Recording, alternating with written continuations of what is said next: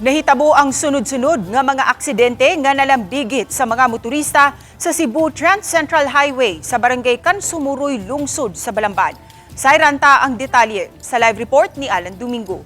Alan? Sa salos kuno kada adlaw mahitabo ang aksidente ilabi na dapit sa may barangay Kansumuroy, lungsod sa Balamban, lalawigan sa Sugbo. Drive safely ang nakaswat sa railing nga gibutang sa DPWH apan dinhigyod sagad mamumo ang mga madisgrasyang motorista sama nining nakuhaan sa CCTV.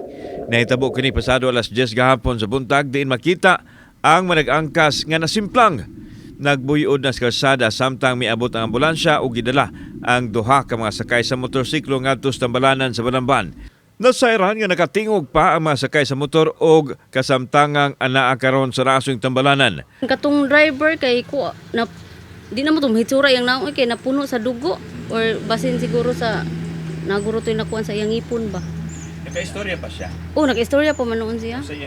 Pahimangno sa mga motorista moagi dinhing dapita sa barangay Kansumuroy sa lungsod sa Balamban nga magmatngon tungod kay matod pa nila maghilak ang simana kun way madisgrasya dinhing dapita.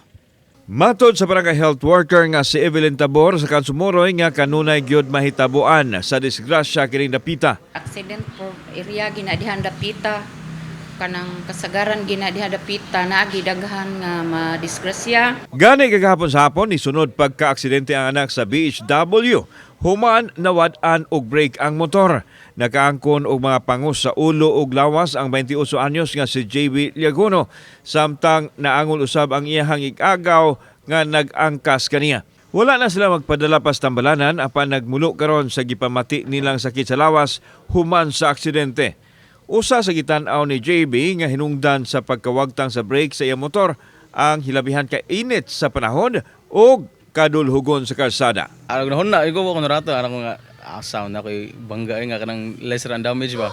So na may yuta dito nga landslide, akong gikilid ang motor. Ang iyang gipasaghid ba.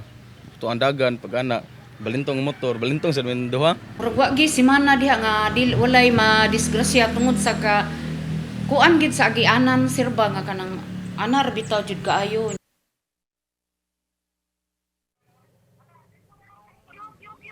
Okay, sa atong mga motorista nga moagi diha sa may Trans Central Highway labi na sa barangay Kansumuroy nga hilabihan ka liko-liko ug dulhugon tungason kinahanglan magmatngon gyud sa kanunay kay lagi accident prone area daghan ang simplang diha ug worst daghan ang kinabuhi usab nga nakalas gumikan sa aksidente nga kahitabo dihang dapita. Ses.